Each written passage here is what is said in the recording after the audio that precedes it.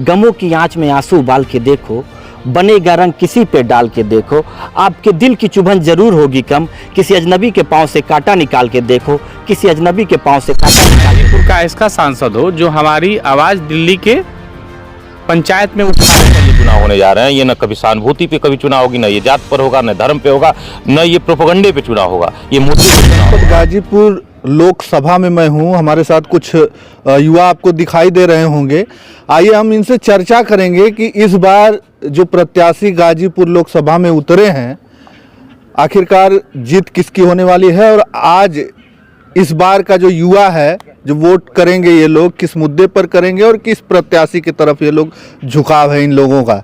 आइए सबसे पहले परिचय जान लेते हैं। क्या नाम है आपका? मेरा नाम एडवोकेट शिबू अंसारी है। अच्छा जी, आप जो है समर्थन कर रहे हैं डॉक्टर उमेश सिंह का? जी, डॉक्टर उमेश भैया से हम लोगों का रिश्ता 2005 से है। अच्छा। और डॉक्टर उमेश भैया छात्र युवा मोर्चा से हम लोगों का संबंध हुआ। जब मैं पीजी कॉलेज छात्र संघ का चुनाव लड़ रहा था, उस दौर में डॉक्टर साहब से हमारी दोस्ती हुई, और डॉक्टर साहब बड़े भाई की तरह, एक गार्जियन की तरह, साये की तरह साथ रह के हम लोगों को साथ छात्र राजनीति में चलाएं। समझ बूझ, अदब, तहजीब, इनके साथ रह के हम लोग सीखे। इतना ही नहीं किए, पीजी कॉलेज से हमें महात्मा गांधी काशी विद्यापीठ ले गए, वहाँ एडमिशन कराए। रोकना चाहूँगा आपको, मतलब आप बात कर रहे हैं डॉक्टर उमेश सिंह की, और आप मुस्लिम कम्युनिटी से आते हैं, और मुस्लिम कम्युनिटी ही नहीं, गाजीपुर के लोग जो कहते हैं कि मुख्तार अंसारी मसीहा हैं, और उनके भाई अफजाल अंसारी जो है चुनावी मैदान में समाजवादी पार्टी से उतरे हुए हैं, और आप जो है इनको सपोर्ट कर रहे हैं, ऐसा कहाँ है? ऐसा साफ है, मोहब्बत, इस्लाम मोहब्बत सिखाती है, और हमें कहीं ना कहीं डॉक्टर उमेश भैया से मोहब्बत है। मोहब्बत है कि कहीं दबाव वबाव है? दबाव ऐसा कुछ नहीं है, दबाव की सियासत कभी हुई नहीं, ना कभी की गई है, तो ऐसा तो नहीं लगता हमें कहीं से कि दबाव की चीज़ें हैं कुछ। और जैसा आप बताएं, तो कैसे मतलब सपोर्ट कर रहे हैं आप इन्हें? एक तरफ जो है वो भाजपा ने उतारा एक प्रत्याशी और राय साहब को। अब भाजपा जिसे उतारी है, हमें नहीं महसूस है कि भाजपा किसे उतारी और सपा ने किसे उतारा, लेकिन साफ जान जाइए। और जनता कह रही है जो राम को लाए हम उनको लाएंगे, ये भी नारा चल रहा है भाजपा की तरफ से। अरे जनाब, ऐसी कोई बात नहीं है, राम जी ने ही तो भेजा है। आपको पता होना चाहिए, डॉक्टर उमेश भैया की घोषणा रामलीला मैदान से हुई 14 अक्टूबर, जब 14 अप्रैल जब बाबा साहब भीमराव अम्बेडकर की जयंती थी। तो आप खुद महसूस कर लीजिए कि राम जी की ही मिट्टी से, राम जी की मिट्टी से ही बसपा की डॉक्टर उमेश भैया की घोषणा होगी। तब तो साफ है कि लड़ाई में कोई है नहीं, और आवाम भेदभाव, जात पात, ऊंच नीच बहुत हो गया, इससे बहुत ऊपर उठ गई है। अच्छा। तो अब कहीं हमें नहीं लगता कि अब कोई लड़ाई में भी सामने है, सीधी लड़ाई है, और नौजवान सारे इनके साथ हैं, बड़े बुजुर्ग, अदब, तहजीब, इल्म, जात पात की कोई बात ही नहीं रह गई अब कहीं पे। हमें तो नहीं दिखता है, और आप मीडिया वाले शायद आप घूमते हो, देखते हो, लेकिन हमें कहीं नहीं दिखता कि अब जात पात कहीं दिख भी रहा है। तो अफजाल अंसारी के सपोर्ट में क्यों नहीं? क्योंकि तमाम जो आवाज़ आ रही है मुस्लिम कम्युनिटी से कि नहीं, इस बार जो है अफजाल अंसारी को ही जिताना है, दूसरी बार उनको जिताकर जो गाजीपुर का जो एक है ना कि एक ही बार अब तक जो है सांसद हुए हैं, तो वो जो है उस रिकॉर्ड को तोड़ना है, इस तरीके से बातें हो रही हैं। ऐसा कुछ समझ में नहीं आता। जो लोग भी बात करते होंगे, कुछ लोग हो सकते हैं, आवाम नहीं है, क्योंकि आवाम काफ़ी दिनों से देख रही है सियासी उतार चढ़ाव। मेंबर ऑफ पार्लियामेंट में आप जान जाइए, हिंदुस्तान की सबसे बड़ी पंचायत है, और उस पंचायत में ज़रूरी है कहीं ना कहीं अदब, तहजीब और इल्म से वाले। डॉक्टर उमेश भैया बहुत संघर्षशील छात्र राजनीति से रहे हैं। हम लोग 2005 से उनके साथ राजनीति में पीछे पीछे चलने का काम कर रहे थे। हमें महसूस है कहीं ना कहीं ये सबसे योग्य है। और इतना ही नहीं कह रहा हूँ, कहने में कहीं गुरेज नहीं है। पूर्वांचल में जितनी भी टिकट दी गई हैं, सपा बसपा जिस तरीके से, कहीं ना कहीं बहन जी ने ये महसूस किया है, तब महामाना के बगिया से डॉक्टर उमेश भैया को टिकट दिया गया। तो कहीं लड़ाई नहीं रह गई जनाब।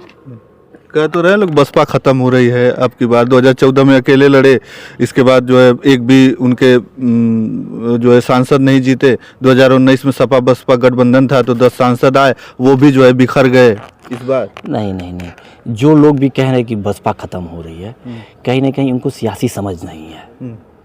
बसपा आज भी है, कल भी थी, और जब तक कयामत आएगा तब तक बसपा रहेगी, जब तक ये दुनिया चलेगी जब तक बसपा रहेगी। क्योंकि बसपा एक ऐसी सियासी पार्टी है जिसमें आज भी कैडर की पार्टी है, और सबसे ज़्यादा है कि कैडर में अदब और शालीनता और शिष्टाचार है। तो बसपा ना ख़त्म हुई है ना ख़त्म होगी कभी भी। आप आंकड़ा उठा के देख लें, जीत हार पे नहीं जा रहा है।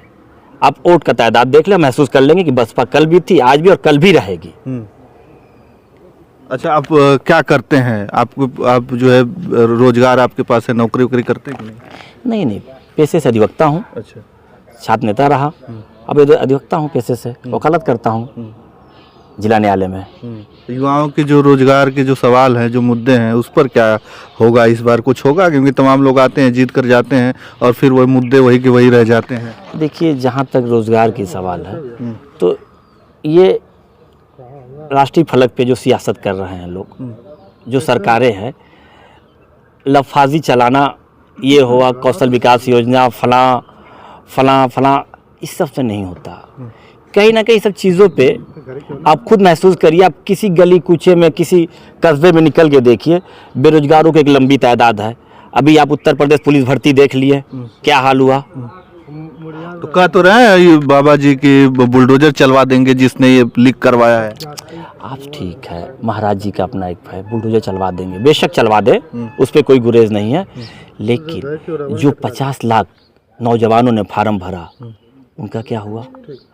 आपको याद होगा जब सुश्री बहन जी की सरकार थी, छोटा सा आपको याद होगा कि उस समय एक सफाई कर्मी की भर्ती आई थी, और जो भर्ती उस समय आई थी 8 आना भी कहीं भी ना भेद हुआ ना भाव हुआ। जितने लोगों की भर्ती हुई, साफ सुथरी भर्ती, आप देख सकते हैं। उसी दौर में उत्तर प्रदेश पुलिस भर्ती भी हुई, और जो भी आज भी उस उत्तर प्रदेश पुलिस भर्ती के नौजवान होंगे, आप उनसे पूछ लीजिएगा, उस कांस्टेबल से पूछिएगा, इस समय लोग कुछ दीवान हो गए होंगे, उनसे जरूर पूछिएगा आप कि 8 भी नहीं लगा इन लोगों को। जो फार्म का मतलब समथिंग खर्चा 350 से 400 रुपये उस समय फार्म का आता था, उसी फार्म पे उन लोगों की आज जॉब है। अब बता दें कहाँ बेईमानी हुई, कहाँ बेईमानी हुई? आप खुद ही देख ले, पता लगा लेंगे। कहीं बेईमानी दिखी आपको? हमें तो कहीं नहीं दिखी। तो इसलिए आप एक जान जाइए, साफ है। और गाजीपुर लोकसभा में शुक्र है उस परवरदिगार का कि डॉक्टर उमेश भैया को प्रत्याशी बना के अब साफ है कि भेदभाव, जात पात, ऊंच नीच से बहुत ऊपर है। एक छोटी सी शायरी से अपनी बातों को समेट लूँगा, इसमें सारी चीज़ें होंगी। गमों की आँच में आंसू उबाल के देखो, बनेगा रंग किसी पे डाल के देखो, आपके दिल की चुभन जरूर होगी कम, किसी अजनबी के पाँव से कांटा निकाल के देखो, किसी अजनबी के पाँव से कांटा निकाल के देखो। इसी कांटे का काम हम लोगों के बड़े भैया डॉक्टर उमेश भैया करने वाले हैं। और कहीं पे भी आपको जात पात भेदभाव दिखने को मिलेगा ही नहीं गाजीपुर लोकसभा में सारा। बिल्कुल। क्या नाम पड़ेगा? रविभान सिंह। जी। आप कहाँ से आते हैं?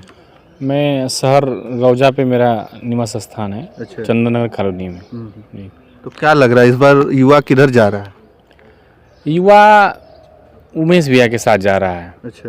क्योंकि जी उमेश भैया की राजनीतिक जो संघर्ष रहा है, बसपा प्रत्याशी। हाँ, बसपा प्रत्याशी, उन्हीं के साथ पूरे जो है इस गाजीपुर लोकसभा के जो नौजवान मतदाता है वो सब उनके साथ है। क्योंकि इनका एक राजनीतिक संघर्ष रहा है नौजवानों के लिए।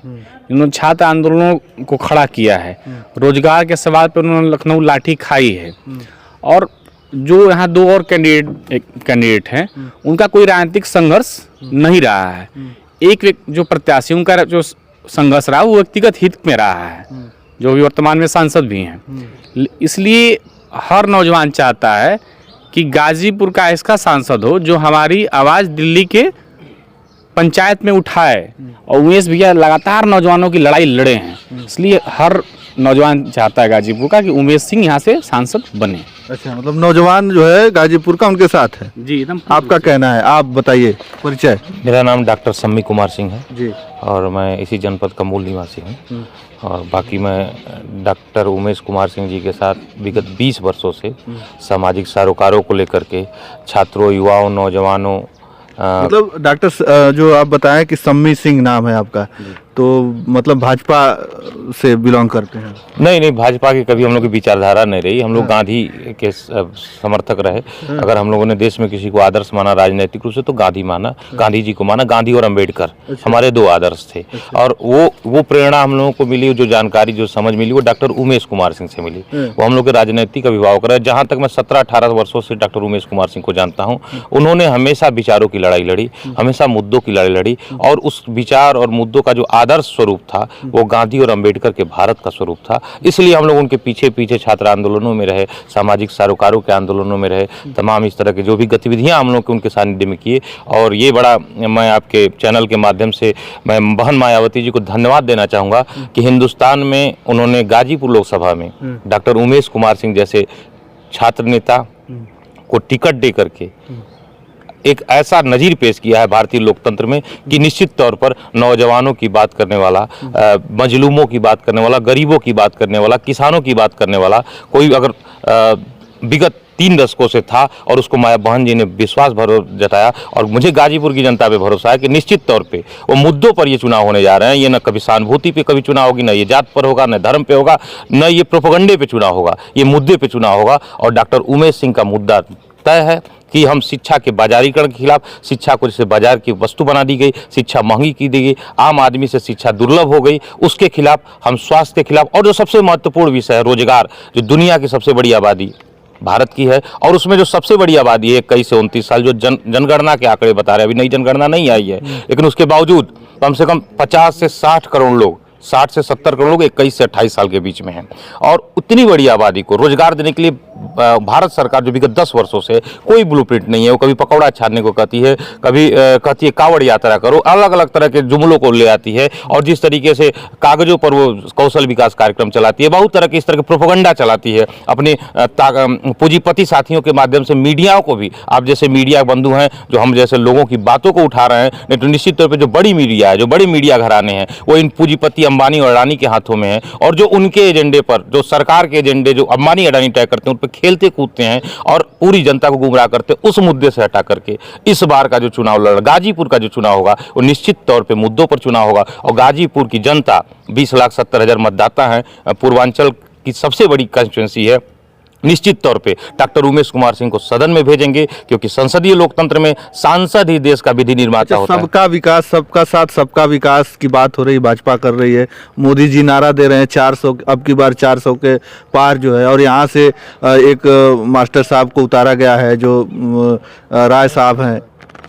देखिए, सबका साथ सबका विकास बीजेपी का नारा जरूर है, लेकिन ये सब लोग जानते हैं कि वो किसकी बात करते हैं। वो उसके साथ साथ 80-20 की भी बात करने लगते हैं, वो साथ साथ वो क्षेत्र की भी बात करने लगते हैं, उत्तर भारतीय दक्षिण भारतीय की भी बात करने लगते हैं। तो धर्म और क्षेत्र के आधार पे इन्होंने हमेशा विभाजन की बात की। दूसरी तरफ अफजाल अंसारी जी बताएं कि गरीबों का साथ देते हैं, तो वो भी गरीबों के मसीहा कहे जाते हैं। उनका परिवार, अभी मुख्तार अंसारी मरे थे, जो उनका निधन हुआ था, तो लोग जो है कह रहे थे कि गरीबों के मसीहा थे वो मुख्तार जी, और अब जो है इनको जो है बिना प्रचार किए ही ये जीत रहे हैं इस बार। देखिए, भारत एक लोकतांत्रिक विधिक व्यवस्था का देश है और मुख्तार अंसारी जिस रास्ते पे चलते थे तो एक उपाधि उनको मिलती, रॉबिन हुड की उपाधि। तो रॉबिन हुड को जो जानता होगा वो जानता होगा कि किस तरीके से रॉबिन हुड कार्य करता था। तो किसी भी विधि सम्मत राष्ट्र में जहाँ शासन व्यवस्था महत्वपूर्ण है, अविधिक तरीके से कोई भी काम कर करके आप अगर किसी का सहयोग भी करते हैं तो वो विधि के विरुद्ध है और निश्चित तौर पर आप इस देश के दुश्मन हैं। तो मुख्तार अंसारी का जो, चूंकि वो नहीं है, अब उनके बारे में बहुत बात नहीं किया जा सकता, लेकिन फिर भी मुख्तार अंसारी जी के बारे में जो जानता होगा वो जानता होगा कि उनके कार्य करने के तरीके क्या थे। और जहाँ तक अफजाल अंसारी जी की बात है, तो अफजाल अंसारी ने इस जनपद का लगभग 2 बार नुमाइंदगी किया ऊपरी सदन में। एक बार 2004 में बने थे और एक बार 2019 में बने थे। 2004 से लेकर के 2009 तक 5 साल उधर रहे, 5 साल इधर रहे। 10 वर्षों में मुझे नहीं याद है, या किसी को भी याद होगा तो मैं आपके मीडिया के माध्यम से कहूंगा कि वीडियो शेयर करें कि सदन में कोई आवाज उन्होंने उठाई हो, सदन में सांसद ने कोई आवाज उठाई हो जनता के मुद्दे पर। दूसरा, सदन में सांसदों को ये अधिकार दिया जाता है, बहुत सारे निजी अधिकार दिए जाते हैं। शून्यकाल का मुद्दा है, शून्यकाल का एक समय सदन में तय होता है जिसमें सांसद जनहित के मुद्दे को उठाता है। प्रश्नकाल का मुद्दा होता है, इसमें सरकार से सवाल पूछे जाते हैं। कुछ व्यक्तिगत विधेयक ले आने का भी अधिकार सदन में सांसद को भारतीय संविधान ने दिया है। तो बिल ले आना तो दूर, कभी जनता की आवाज इन 10 वर्षों में 10 वर्षों की नुमाइंदगी उन्होंने दिल्ली में की है, और इन 10 वर्षों में कभी उन्होंने प्रश्नकाल में, शून्यकाल में या किसी इसी तरह का कोई सांसदीय कार्य किया हो, और जनता जमीन पे जो कार्य है उसका भी कार्य हम नहीं देख पाते हैं। लेकिन सदन में भी उनका कोई कार्य नहीं है। इसलिए पूरी तरीके से 10 साल नुमाइंदगी करने के बाद जनता के नज़रों में और जो इस संसदीय प्रणाली है उसमें जो सांसद के अधिकार है उसमें पूरी तरीके से अफजल अंसारी फैल रहे हैं। चलिए, बहुत बहुत धन्यवाद। हमारे साथ कुछ युवा थे, हम इनसे जानने का प्रयास किए कि आखिरकार गाजीपुर में किसकी हवा चल रही है, गाजीपुर का जो युवा है किस तरफ जा रहा है, तो इन्होंने खुलकर बोला है। तो चलिए, आपकी क्या राय है हमें कमेंट में जरूर बताइएगा। धन्यवाद।